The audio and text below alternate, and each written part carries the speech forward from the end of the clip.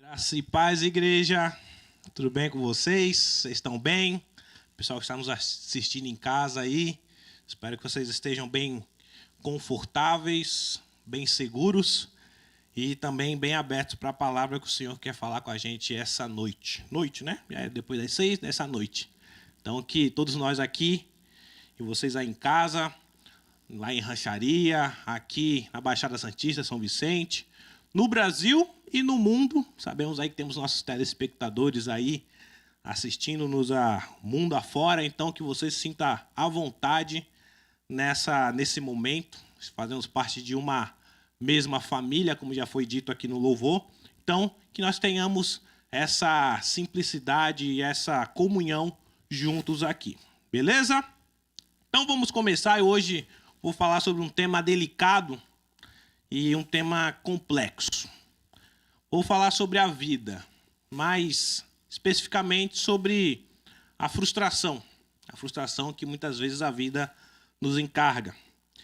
Pois nós vivemos numa sociedade onde as pessoas andam frustradas com tudo e com todos, frustradas com a vida.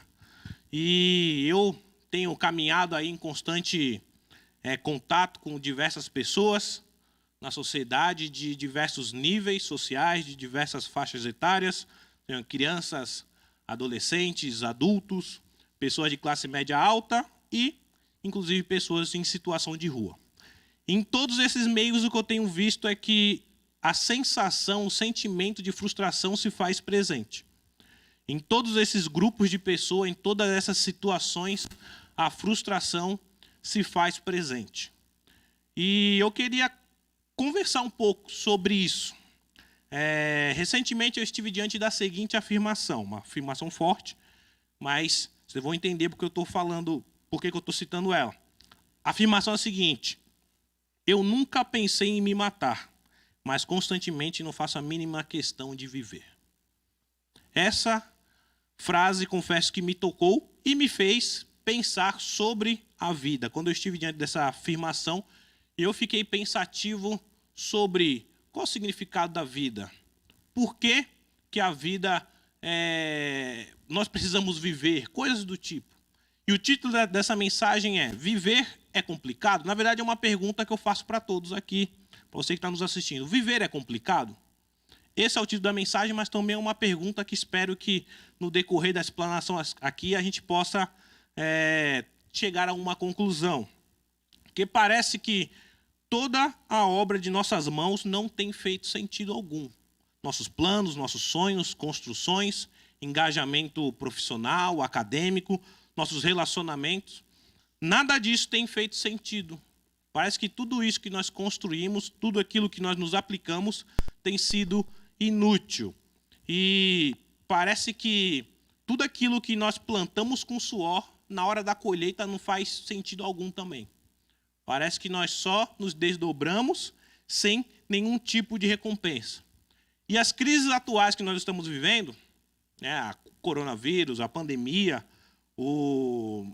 a quarentena em si, todas as questões sociais, as crises financeiras, econômicas, todo o bombardeio da mídia, parece que tem fomentado ainda mais essa sensação de frustração, de não conseguir chegar a lugar nenhum, de não conseguir ser aquilo que sempre quis, de não conseguir aquilo que se almeja. E diante disso, eu penso em trazer alguma explanação sobre isso. E essa realidade, dentro dessa realidade, eu vou trazer duas perguntas para nortear essa explanação. Beleza? A primeira pergunta é: toda obra de nossa mão é inútil? Tudo aquilo que a gente faz, tudo aquilo que a gente se propõe a fazer é inútil? E a segunda pergunta é: qual o remédio para enfrentar essa sensação de frustração? Espero que no decorrer aqui a gente possa também responder e chegar a algumas conclusões diante dessas perguntas. E na palavra de Deus, um livro, Eclesiastes, fala sobre isso, trata desse tema. E eu queria, esse livro na verdade ele surge até como um certo desabafo, mas também com uma palavra de sabedoria. E eu queria utilizar desse livro para trazer né, uma reflexão sobre esse tema que é tão complexo, que é atual, mas não é novo.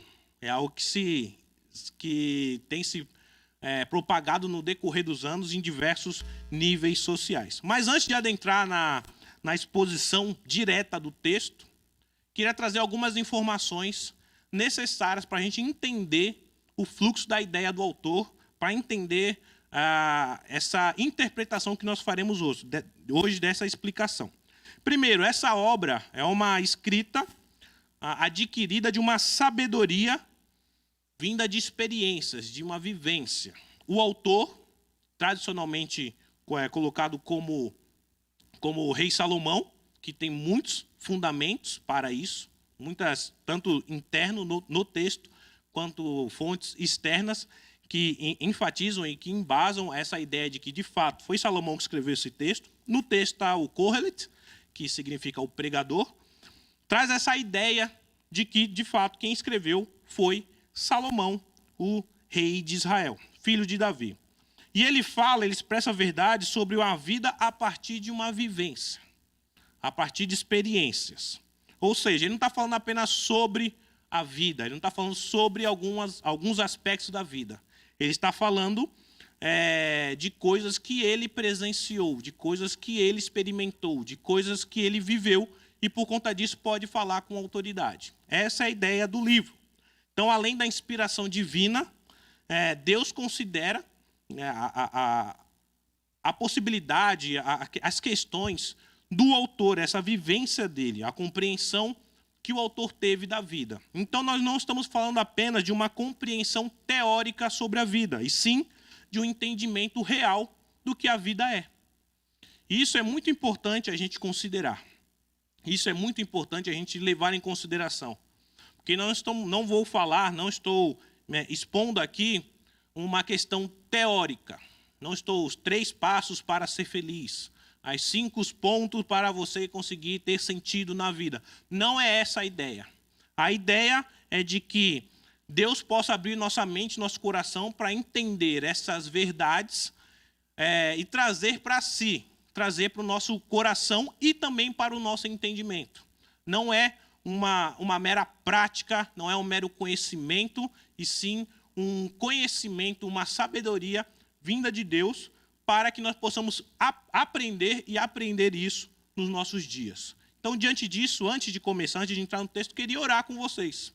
Queria colocar tudo que vai ser falado aqui diante de Deus, para que isso não venha a ser uma coisa de prática, mas que venha a ser uma verdade em nossas vidas. Então, vamos orar para que Deus abençoe esse momento de fato. Deus, muito obrigado, Senhor. Muito obrigado pela exposição da Tua palavra para nós. Muito obrigado, Senhor, porque o Senhor nos concedeu a oportunidade, Senhor, de estarmos aqui reunidos. Seja aqui no templo, seja cada um na sua casa, seja cada um no aconchego do seu lar, aqui em contato com as Tuas verdades, Senhor. Que nós venhamos, Senhor, aprender um pouco mais daquilo que as Tuas Escrituras têm para nós, Deus. Que nós venhamos, Senhor, a compreender de fato qual que é o sentido da vida, qual que é o remédio para essa frustração, contra essa frustração que nós vivemos hoje, Senhor. Nos ajuda a entender isso, colocar no nosso coração, sim, mas também na nossa mente, coisas, práticas, vivências, experiências e uma realidade única e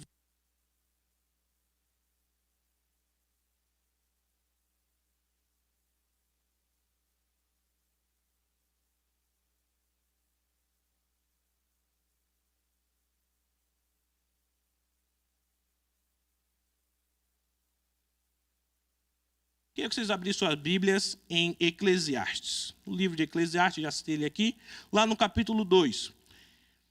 Eu pregarei um trecho que o autor está citando alguns pontos para refletirmos sobre a vida. Alguns pontos que nos faz pensar sobre algumas questões específicas da vida. E o primeiro ponto que ele coloca é vivendo para a herança. Primeiro ponto, vivendo para a herança, versículo 17 ao versículo 19, que diz assim: Por isso, desprezei a vida, pois o trabalho que se faz debaixo do sol pareceu-me muito pesado.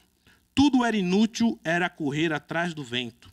Desprezei todas as coisas pelas quais eu tanto me esforçara debaixo do sol, pois terei que deixá-las para aquele que me suceder. E quem pode dizer se ele será sábio ou tolo? Contudo, terá domínio sobre tudo o que realizei com meu trabalho e com minha sabedoria debaixo do sol. Isso também não faz sentido. O autor, ele já começa dizendo uma declaração forte. A palavra utilizada aqui por desprezar também pode ser traduzida por odiar ou detestar. Então ele começa dizendo, eu odeio a vida, eu detesto a vida. Comentário forte que, inclusive, gera até um mal-estar. Você ouve alguém falar isso, gera um tom de algo depressivo, uma verdade que, um fato que chega até a doer para quem ouve. E ele diz que tudo que está debaixo do sol, ou seja, a vida, esse período temporal que nós temos aqui na Terra, é tudo vaidade. Ele vai utilizar, dependendo da versão que você estiver lendo aí em sua casa, ele vai utilizar vaidade, inútil, não faz sentido, correr atrás do vento. São sinônimos, são palavras sinônimas que expressam a mesma ideia de coisas que não têm sentido algum. E ele diz que o fato da vida não ter sentido faz com que a vida se torne penosa, algo duro, algo pesado. Então, à primeira vista, parece que o que ele está falando aqui é que a vida não tem sentido algum. E isso faz com que a vida se torne dura. Gera esse tom depressivo mesmo. Só que no decorrer da escrita, ele explica o seu raciocínio. E aí nós continuamos. E aí nós paramos para pensar, por que ele está dizendo isso? Salomão, por que ele está dizendo isso? Porque ele não alcançou aquilo que ele queria? Porque ele não chegou a ter aquilo que ele almejava? Não. Salomão, se a gente lê alguns versículos antes, lá no versículo 10, diz o seguinte: não me neguei a nada que os meus olhos desejaram, não me recusei a dar prazer algum ao meu coração. Na verdade, eu me alegrei em todo o meu trabalho. Essa foi a recompensa de todo o meu esforço. Ele foi alguém que não se negou a prazer nenhum. Ele foi alguém que usufruiu de tudo aquilo que ele queria usufruir. Se a gente lê essas declarações nesse capítulo e em outros capítulos que ele também volta a enfatizar que ele pôde usufruir de muitas coisas, no livro de Eclesiastes salienta sobre isso.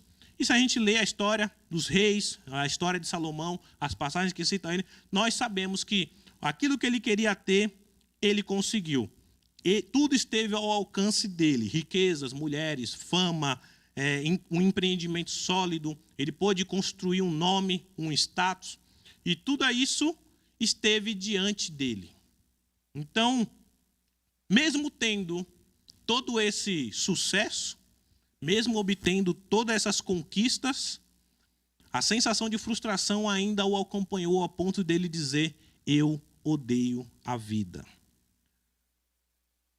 E ele explica isso. Por que ele teve essa sensação? Por que ele teve esse sentimento?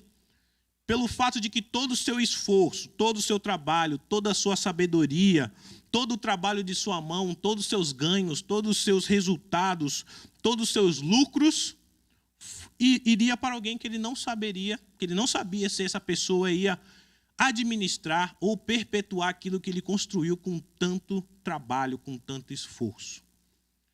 E considerando que era Salomão, ele tinha embasamento para isso. Porque se nós olharmos na história, quem o substituiu? Salomão foi um cara que alcançou um outro patamar. Ele chegou a um nível que ninguém chegou em relação a adquirir coisas nesse mundo debaixo do sol. Mas quem substituiu foi seu filho Roboão. Quem foi Roboão? Roboão foi um rei imaturo, um tolo que se aconselhava com tolos, alguém que rachou o povo de Deus no meio, que acabou com a riqueza desse povo e que foi o precursor da queda e quase extinção das 12 tribos. Aí fica imaginando o desgosto de Salomão. Lutei tanto, construí tanto, trabalhei tanto, para chegar aquele moleque e destruir tudo. Olha a sensação que ele trouxe. E aí, no final, no versículo 19, por conta disso, por conta dessa verdade, que na época, na hora que ele escreveu, ele nem sabia que Roboão traria tudo isso, mas ele já tinha essa possibilidade em suas mãos, ele diz: isso não faz sentido algum. Isso é vaidade. Eu lutei, eu trabalhei, eu conquistei, e eu vou deixar isso para alguém que não vai fazer questão nenhuma de cuidar da forma que eu cuidei. Isso não faz sentido. E o que nós podemos aprender com tudo isso? Que alcançar cada um dos nossos objetivos não é garantia de que no final da vida nós não vamos nos sentir frustrados. No final da vida não é garantia que a frustração não irá nos visitar. Você pode ter o emprego dos seus sonhos, cursar a faculdade que sempre quis, ter os melhores resultados em seu empreendimento, frequentar os melhores lugares de lazer, comer camarão todo dia, porque camarão é bom, é fruto do nosso trabalho, e ainda assim chegar no final da vida e falar: não valeu a pena. No final de tudo, depois de todas as conquistas, depois de tudo aquilo que você lutou para conquistar, mesmo você tendo sucesso nos seus empreendimentos, no final você pode dizer que não valeu a pena. Não estou dizendo que o trabalho não se deve trabalhar para uma poupança. Ao contrário, isso é necessário. Não é errado fazer poupança, não é errado buscar construir algo sólido e proeminente. O erro é viver em prol de algo que não é seu. O erro é gastar toda a sua vida por algo que você não vai levar no último suspiro. O erro é você tratar como prioridade aquilo que você vai deixar para outros que vai olhar e tratar com desdém. Pois viver para uma herança é vaidade, é inútil, é correr atrás do vento, é algo sem valor algum. Portanto, viver para herança não é remédio, não é a resposta que nós estamos esperando para a frustração que nós temos no dia de hoje. Viver para herança não é a solução. Mas Salomão não parou por aí. Ainda bem, que senão ia ficar ruim dentro das calças. Salomão não parou por aí, ele continua no versículo 20 ao versículo 23. Cheguei ao ponto de me desesperar por causa de todo o trabalho em que tanto me esforcei debaixo do sol. Pois um homem pode realizar o seu trabalho com sabedoria, conhecimento e habilidade, mas terá que deixar tudo que possui como herança para alguém que não se esforçou por aquilo. Isso também é um absurdo e uma grande injustiça. Que proveito tem um homem de todo o esforço e toda a ansiedade com que trabalha debaixo do sol? Durante toda a vida, seu trabalho não passa de dor e tristeza. Mesmo à noite, a sua mente não descansa. Isso também é absurdo. Esse segundo ponto é vivendo para trabalhar. Vivendo para a herança, já vimos que não resolve, não é remédio, não é a solução. Vivendo para trabalhar. Uma outra opção. Só que aí ele já começa falando que ele se desespera, ou seja, ele perde a esperança. E aí ele dá mais uma ênfase, ele volta um pouco no ponto anterior, que ele perde a esperança, o fato de ter que trabalhar e deixar isso para outras pessoas. E quando ele está falando de trabalho aqui, a palavra que ele usa, ele não está falando apenas no seu empenho profissional, mas toda a obra de suas mãos. Tudo aquilo que ele faz é um certo trabalho. E aí ele volta a afirmar que isso é um absurdo e uma injustiça. Você trabalhar, você se esforçar, você se esmerar em algo e deixar isso para outro. Só que aí ele continua. E nesse continuar, ele tira o foco. Antes, o foco foi nos resultados, no resultado do trabalho. Agora, o foco dele é o próprio trabalho, é o trabalho em si. E aí, ele chuta o pau da barraca. E aí ele coloca ele caracteriza esse trabalho de uma maneira bem pessimista. Ele diz no versículo 22 e no versículo 23, algumas coisas do tipo assim: o trabalho é um mero esforço, gera ansiedade, é pura dor e tristeza e algo que não nos deixa dormir à noite, não deixa que nossa mente descanse à noite.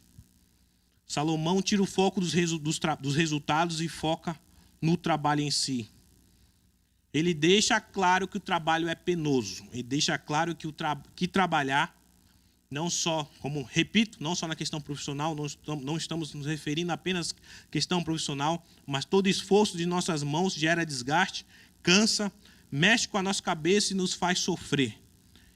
Essa é a conclusão que Salomão chega do trabalho. E, infelizmente, nós vivemos numa sociedade que instiga que vivamos para trabalhar, como máquinas em linha de produção. A sensação é de que as pessoas vivem para trabalhar e não trabalham para viver. Tudo é em prol do seu esforço. Não sei se você já teve a sensação de que você vive para pagar boleto. Já teve essa sensação? Eu vivo, eu trabalho, mas eu não consigo usufruir de nada. Todo o meu dinheiro vai em conta. Tudo aquilo que eu faço vai para pagar alguma dívida. Tudo aquilo que eu tenho vai ser usado para sanar algum buraco que ficou na minha vida. Você nunca usufrui daquilo que você tanto se esmerou para fazer. E quantas vezes nós focamos nossa vida para isso? Para trabalhar, trabalhar, trabalhar, trabalhar.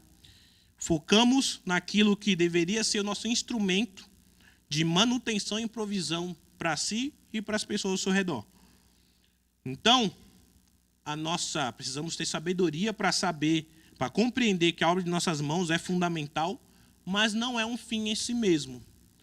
Porque o trabalho em si gera mais trabalho, instiga mais esforço e gera mais cansaço.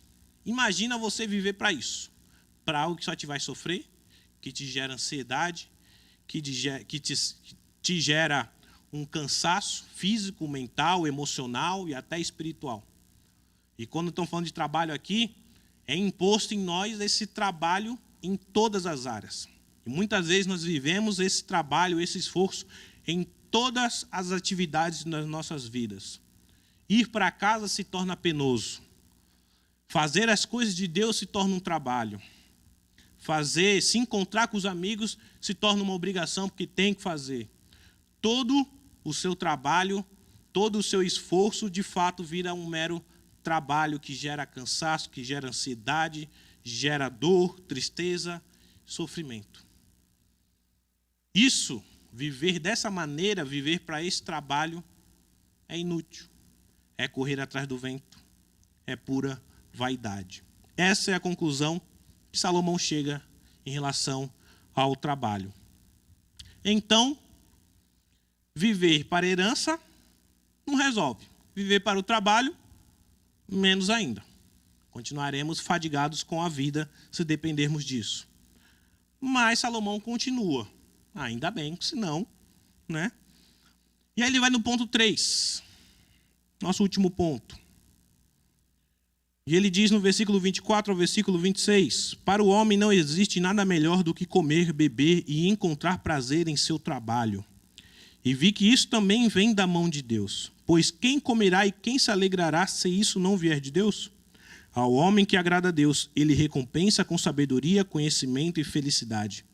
Quanto ao pecador, Deus o encarrega de ajuntar e armazenar riquezas para entregá-las a quem o agrada.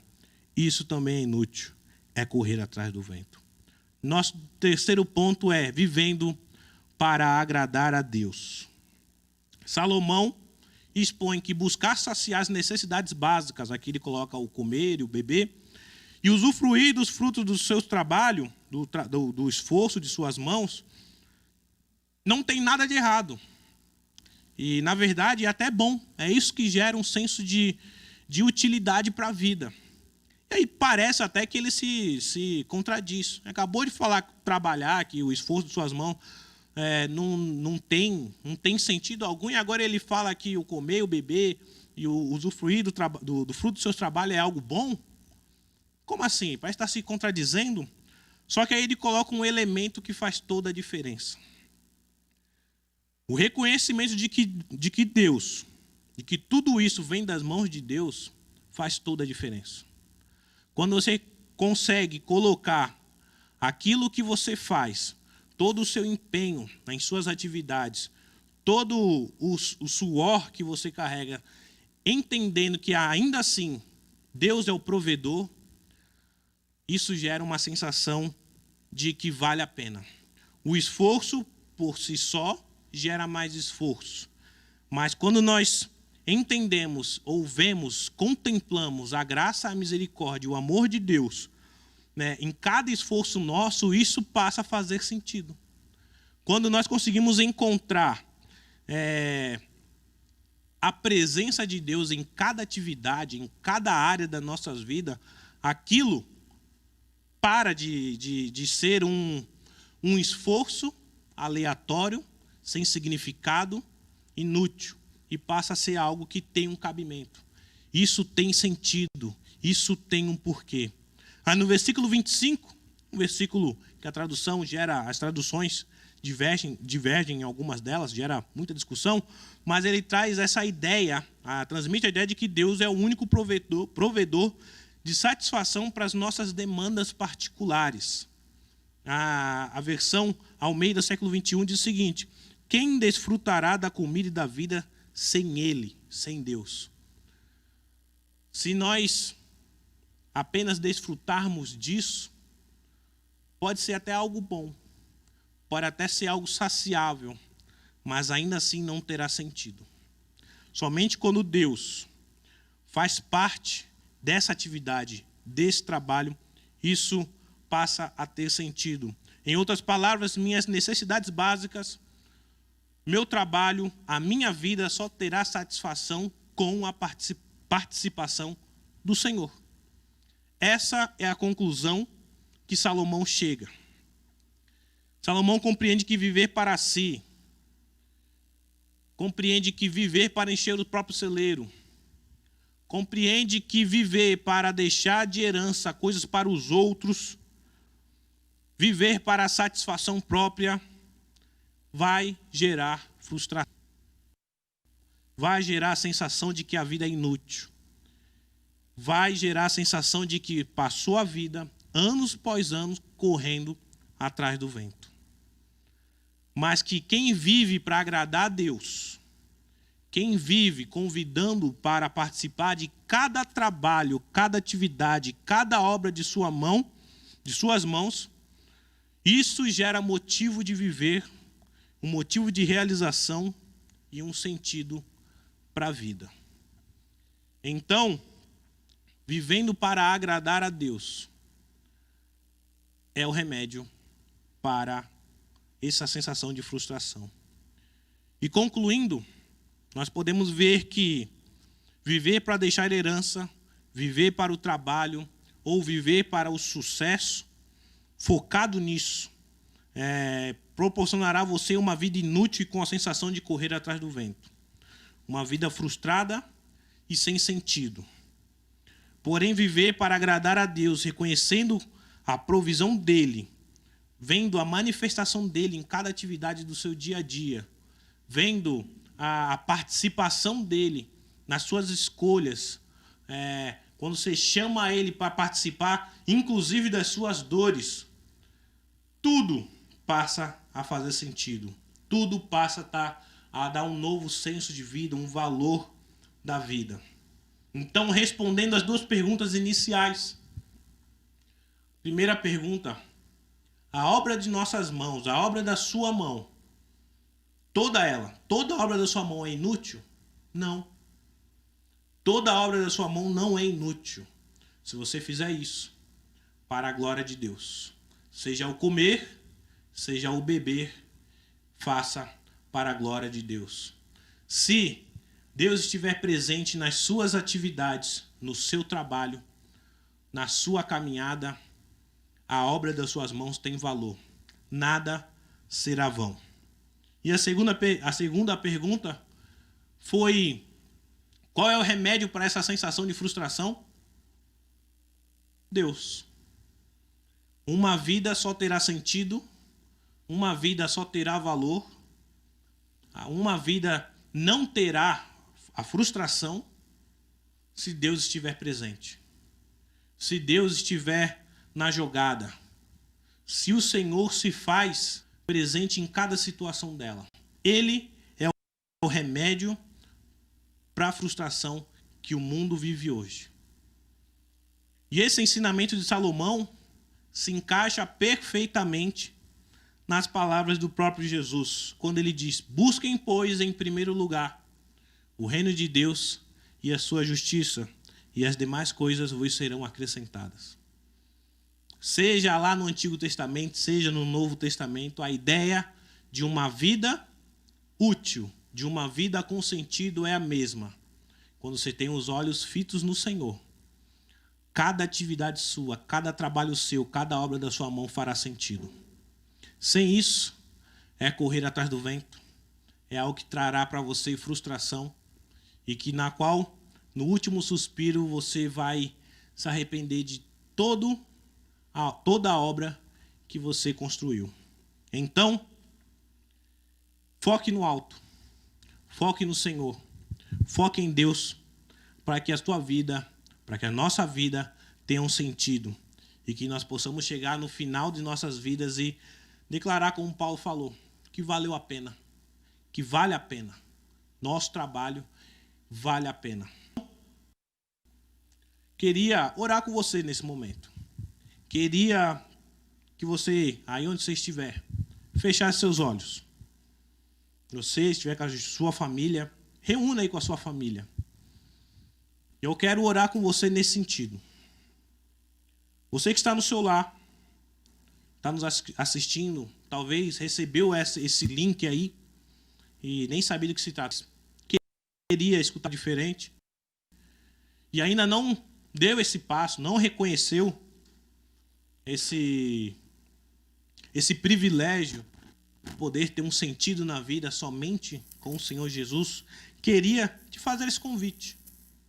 Queria te dar essa oportunidade de você reconhecer que Deus pode e vai dar um sentido para a sua vida se você assim permitir. E eu queria que você fizesse essa oração. Nós faremos daqui a pouco. Eu quero um sentido para a minha vida. Eu estou sofrendo. Eu concordo com aquela frase. Eu não pensei em me matar, mas eu não tenho sentido algum para a vida. Eu não faço questão de estar na vida. Se você está com esse pensamento, ou até com o pensamento de que eu já pensei em tirar minha própria vida porque ela não faz sentido, e você está aí nesse momento prestando atenção em tudo que foi falado, saiba que há um caminho sim. Eu queria convidar você para que você desse essa oportunidade para você mesmo, essa oportunidade de vida, para você ver que Deus pode te dar um novo sentido para viver. E você vai destruir essa frustração que há dentro de você agora.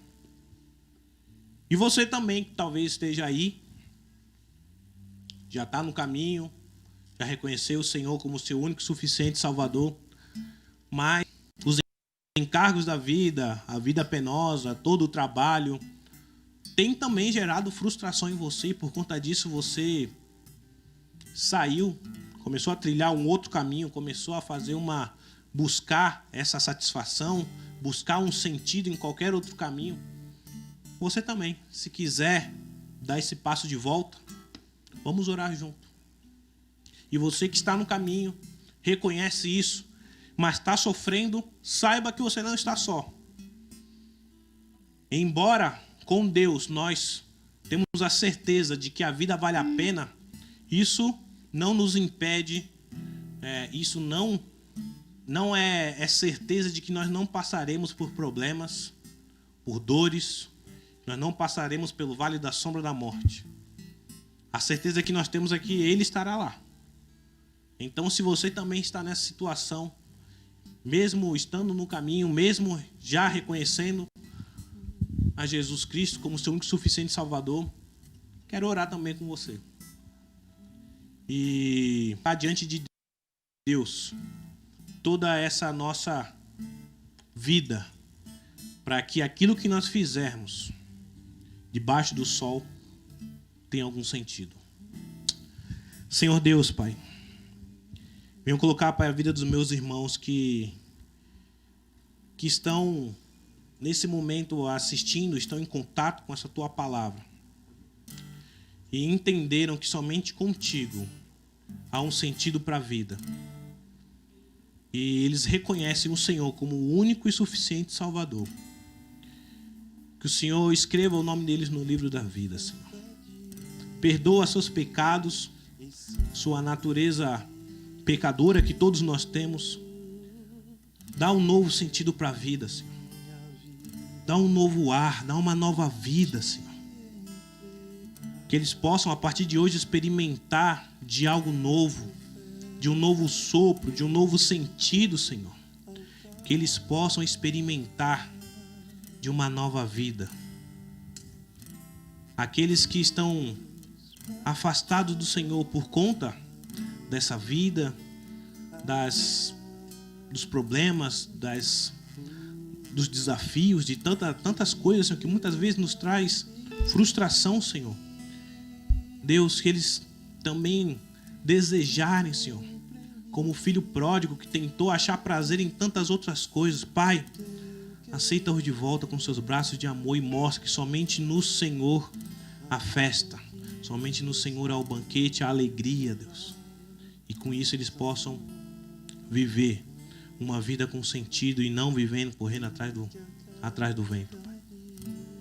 Em nome do Senhor Jesus, perdoa os seus pecados, faz eles terem um novo coração, uma nova mente, e que com isso eles possam ver e viver uma nova vida contigo. Essa é a minha oração e é no teu nome que eu oro, Pai. Amém, Deus. Só para finalizar, pode estar vindo já. Só para finalizar, você que está nos assistindo e que está passando por problemas como esse, está tendo essa sensação de frustração, esse sentimento depressivo, essa mentalidade de que a vida não vale a pena, sabe que você não está sozinho. E se você quiser conversar, se você quiser bater um papo, quiser chorar, sabe que nós estamos à disposição. Queríamos estar um pouco mais perto, acolher isso um pouco mais pessoal, mas as circunstâncias, o contexto social e mundial que nós estamos nos impede, mas você não está sozinho nessa. Então eu queria encarecidamente pedir que você busque ajuda, busque a nós, né? Que a gente vai junto com você buscar a Deus. Vai lá no grupo, chama no particular. Nós estamos à disposição para você. Nós estamos à disposição para ajudar. Vocês não estão sozinhos nessa. Nós somos um corpo, somos uma família, como nós cantamos aqui, né? E nós queremos, de alguma forma, acolher. Para juntos nós podemos chegar lá na frente e falar: valeu a pena. A vida valeu a pena. Amém? É isso.